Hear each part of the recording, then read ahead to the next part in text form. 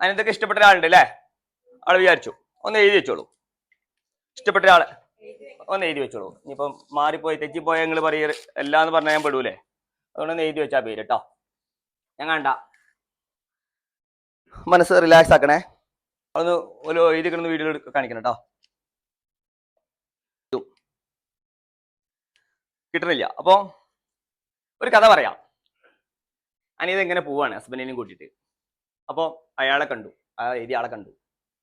അപ്പോൾ അയാൾ പറഞ്ഞു നമുക്ക് ഒരു ഫ്രണ്ടിനെ കൂടി കൂട്ടാന്ന് പറഞ്ഞു.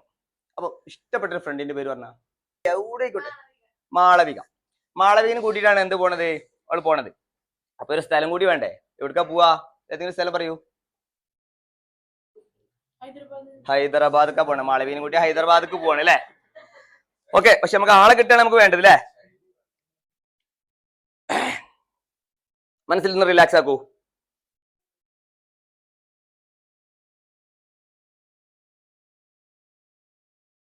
ഒന്ന് ഉറപ്പിച്ചോ? ഉറപ്പല്ലേ? ഞാൻ എഴുതിയിട്ടുണ്ട്. പേര് ജസ്റ്റ് ഒന്ന് പറയോ? ആ ഹരി സൂര്യ. എന്താണ്? ഒരു ഐഡിയ ഇല്ലായിരുന്നു അല്ലെ? അവിടെ മനസ്സിലേക്ക് വെറുതെ കൊണ്ടുവന്നു. ഞാൻ എന്താ പറയണു?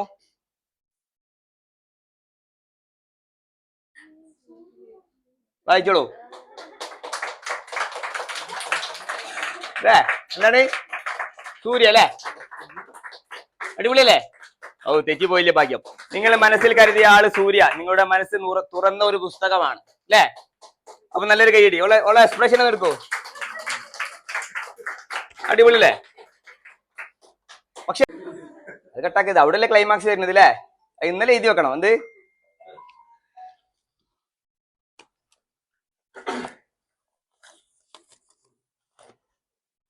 പാട്ട് പോയോ? അവിടെ ഉണ്ട്. ഒന്ന് വായിച്ചോളൂ. നിങ്ങളുടെ കൂടെ ഉള്ള ഫ്രണ്ട് മാളവിക ആയിരിക്കും. ഒരുമിച്ച് പോകുന്ന സ്ഥലം ഹൈദരാബാദ് ആയിരിക്കും. എപ്പടി ഇരിക്ക് അല്ലേ?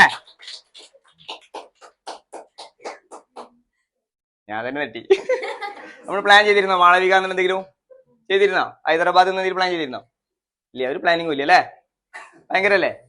ഇതിപ്പോ ഇന്നലെ എഴുതി വെച്ചെന്നുള്ളൂ മാത്രമേ ഉള്ളൂ. വേറെ പ്രത്യേകത ഒന്നും ഇല്ല. ഇന്നലെ എഴുതി വെച്ചെന്ന് ആർക്കും പറയാലോ, പറഞ്ഞൂടെ? പക്ഷെ പേരെന്താന്ന് കിട്ടണം അല്ലേ?